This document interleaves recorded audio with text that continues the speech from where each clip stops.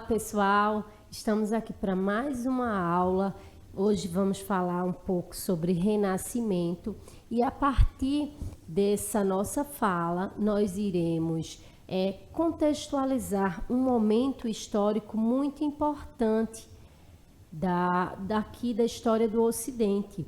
Muito do que a gente aprende sobre história da arte, sobre a própria evolução da sociedade como um todo, a partir desse momento é que começa a ser desenhado. Então eu vou convidar vocês para nesta aula entender um pouquinho sobre o humanismo, o renascimento e sobre a importância desse momento para a história de um modo em geral. Então, compreender as características desse período vai nos dar a possibilidade de analisar do ponto de vista cultural, do ponto de vista histórico, como o humanismo, como o renascimento, ele foi um momento importante, foi um movimento importante para nos compreendermos enquanto sociedade aqui no Ocidente.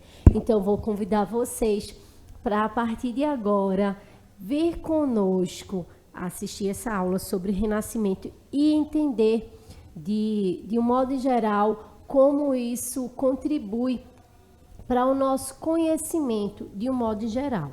Vejam bem, essa imagem ela é bem emblemática. Ela é a imagem do homem viturviano. Essa imagem que tem nos livros de história, geralmente de filosofia, sociologia, ela vai retratar um personagem desenhado por Leonardo da Vinci, que vai mostrar, olha, a partir de então se tem uma nova concepção de compreensão do mundo. Então, o humanismo, ele inicia ali praticamente no século XV, século XVI, e ele vai nos possibilitar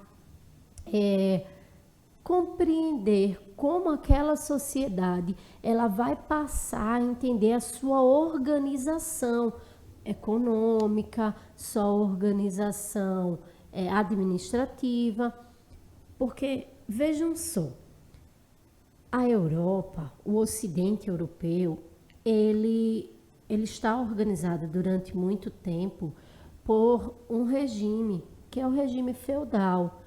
O regime feudal, o período, né, do feudalismo, ele tem características na pintura, nas artes, na forma de organizar a sociedade, ele tem características próprias do ponto de vista econômico. Então, quando a sociedade ela começa ali no século XV a haver novas formas de se organizar em diversos aspectos, de se renovar, aí começa-se a observar que um novo tempo ele começa a ser implementado, ele começa a surgir. Por isso o nome renascimento, ou renascentista, vem de quê? Renascer, né? Quando a gente ouve essas palavras, a gente associa a palavra renascer, que é renascer literalmente, para aqueles artistas, para aqueles filósofos, os intelectuais, de um modo em geral, a Idade Média, o período que antecede o Renascimento, é um período que precisa ser superado, já que as ideias que o contém, elas estão ultrapassadas. A forma de olhar o lugar do homem na sociedade, a forma de entender a administração de um lugar precisa ser repensado. Uma das imagens mais emblemáticas, ou seja, mais marcantes desse período é o homem viturviano, porque nessa pintura, o Leonardo, eu vou pedir para você abrir a tela aqui para ficar mais claro, para a gente discutir, porque o que é que essa tela ela vai propor, né? ela vai propor a gente uma percepção do homem no centro. Observem com clareza aqui. Há um círculo, um homem com alguns braços e pernas, um corpo totalmente desenhado, com características da anatomia humana, e está dizendo assim, olha, se anteriormente achava-se que Deus estaria no centro, porque era o teocentrismo, o que discutia a Idade Média, no modernismo, ou no Renascimento, o homem vai ser trazido para o centro, mas o centro das discussões de tudo em torno dele. Então, o humanismo renascentista ele vai iniciar o renascimento científico, e essa percepção da forma como enxergar a sociedade, ela vai sofrer fortes influências desse movimento, que inicialmente começa com a questão artística. Essa imagem, pessoal, do teto da Capela Sistina, ele vai mostrar como essa nova forma de olhar a sociedade através desse movimento artístico, ela vai mostrar também um novo modo de encarar filosoficamente a vida. Então, observar o Renascimento, muito além de um movimento artístico, é necessário para a gente compreender a política hoje em dia, para a gente compreender como as questões humanísticas elas começam a aparecer, e tudo isso tem início ali no continente europeu, e até hoje reverbera ou respinga ou ainda influencia a sociedade no Ocidente. Então, como personagens principais, você pode abrir aqui para mim, por favor? A gente tem a Mona Lisa, e que é uma pintura durante muito tempo não, recentemente houve uma pesquisa de uma revista de renome em que se apresentavam cinco personalidades, ou 5 imagens de personalidades, que as pessoas só olhavam para ela e já sabiam quem era, mesmo sem saber, por exemplo, o seu nome. E uma dessas imagens era da Mona Lisa. É uma das pinturas mais conhecidas. Ela traz características desse movimento do Renascimento, dessa nova forma de pintar, e ela é muito enigmática. Ela traz a ideia do que o seu autor, o Leonardo da Vinci, queria passar sobre a importância de discutir a questão da harmonia em torno do homem. Porque assim, gente, durante a Idade Média, as pinturas, as representações artísticas, elas tinham uma características voltadas para a questão religiosas. Então, é muito fácil você diferenciar uma pintura do período do Renascimento de uma pintura do período medieval, porque elas têm características que vão simbolizar aquele momento que elas representavam.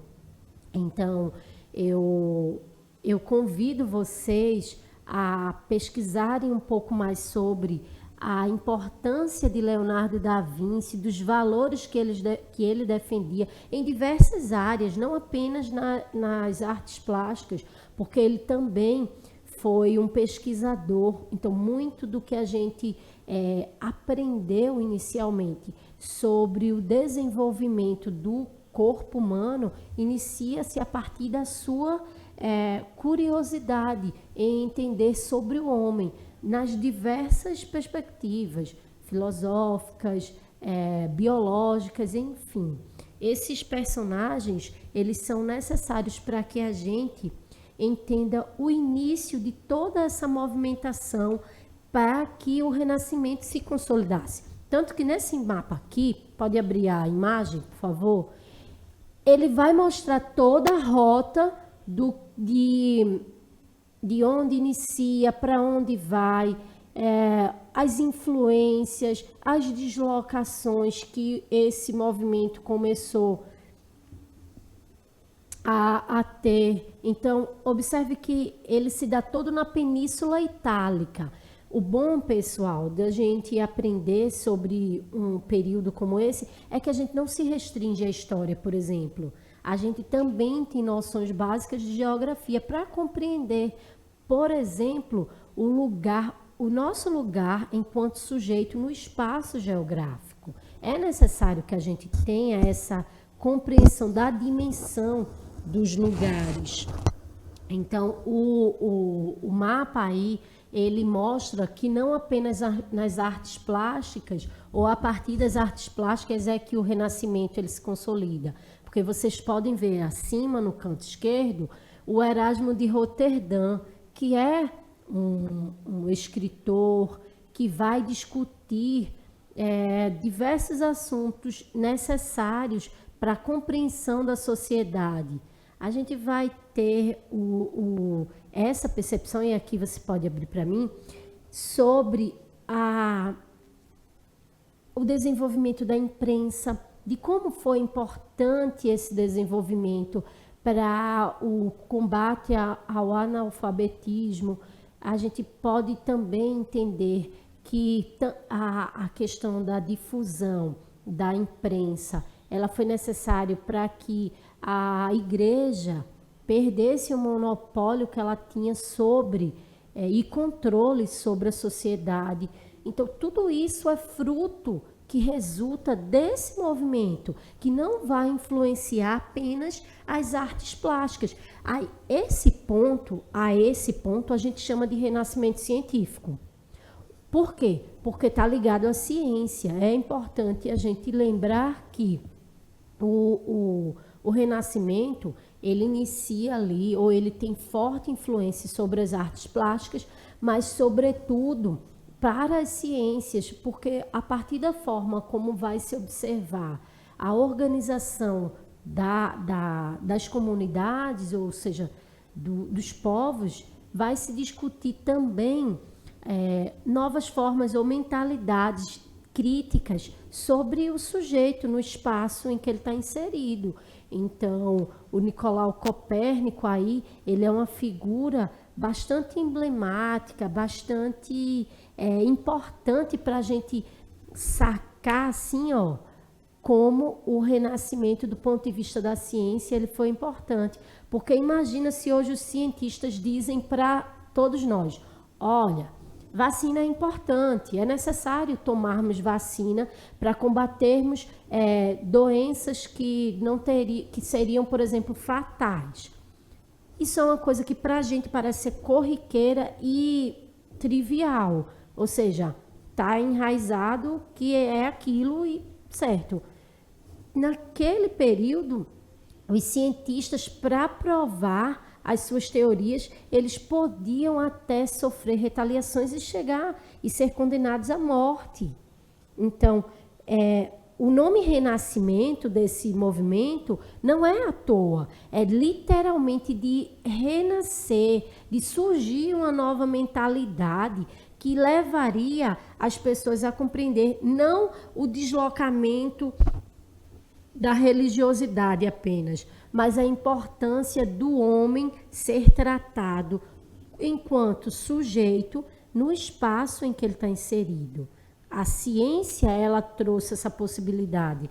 Então, gente, quando a gente vai falar sobre renascimento, a gente tem que lembrar que nas diversas áreas ele foi impactante.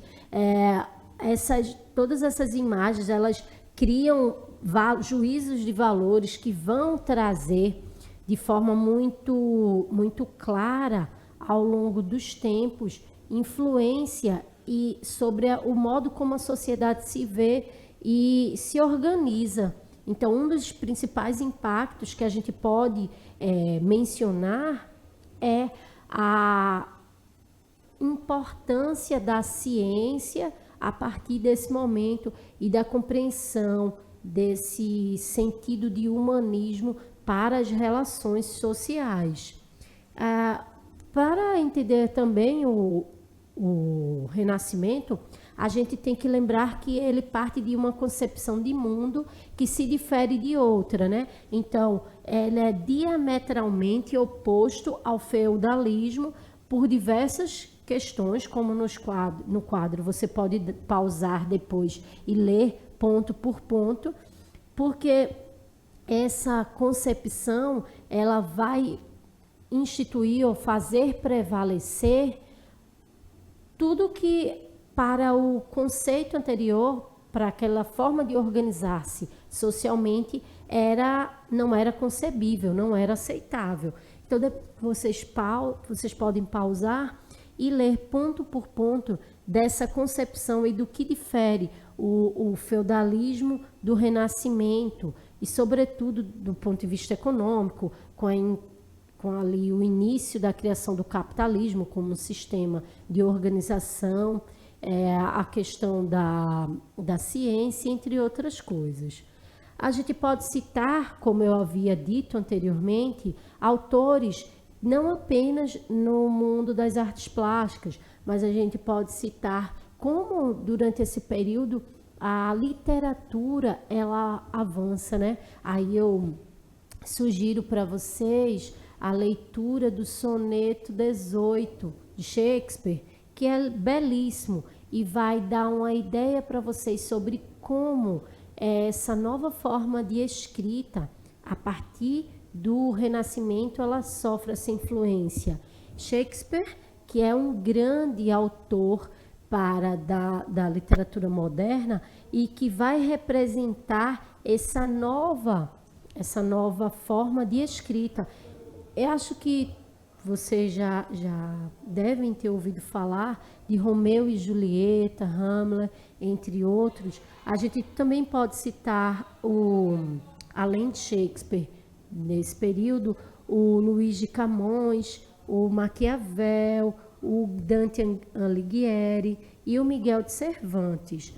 Todas essas personalidades ou esses personagens, eles vão contribuir para uma nova forma de escrever a literatura.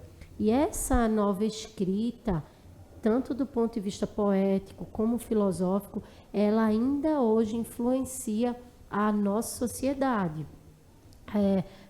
Ainda como influência, né, a gente pode citar no tempo presente, por exemplo, o mundo novo. O mundo novo. O mundo novo, isso aqui que a gente chama hoje de Brasil, a América Latina de um modo em geral, ela é uma influência do Renascimento. Ela sofre diretamente uma influência do Renascimento, porque é a partir desse momento que, com outra mentalidade, os comerciantes começam a observar novas rotas para comercializar suas mercadorias e para fazer comércio com outros povos. E daí surge essa necessidade de explorar e dominar terras e, consequentemente, estabelecer possessões que posteriormente tornam-se independentes, como o Brasil. Então, vejam, a influência, os impactos do Renascimento não se restringe apenas a um movimento cultural, mas a outras áreas. Por isso, a gente chama a atenção de vocês para entender esse movimento dentro da sua importância para hoje, para o que hoje a gente entende por sociedade. Então, eu gostaria muito que você pudesse adentrar um pouco mais, porque a nossa aula ela fala de forma muito superficial, já que é um assunto extenso e a gente precisa trazer pontos que discutam de maneira mais rápida esse tema. Eu sugiro que vocês pesquisem um pouco mais sobre eles, pesquisem sobre como foi importante para a sociedade na atualidade o movimento renascentista na Europa e como isso influencia para a forma como o Ocidente hoje se enxerga, ou a forma como o Ocidente, nós estamos no Ocidente, né, se organiza administrativamente, culturalmente, enfim. No mais, eu convido vocês a, em outro momento, estar conosco aqui, aprender um pouquinho mais de história e entender a importância desse componente curricular para a nossa vida. Tá bom, pessoal? Então, fiquem todos bem e até uma próxima aula.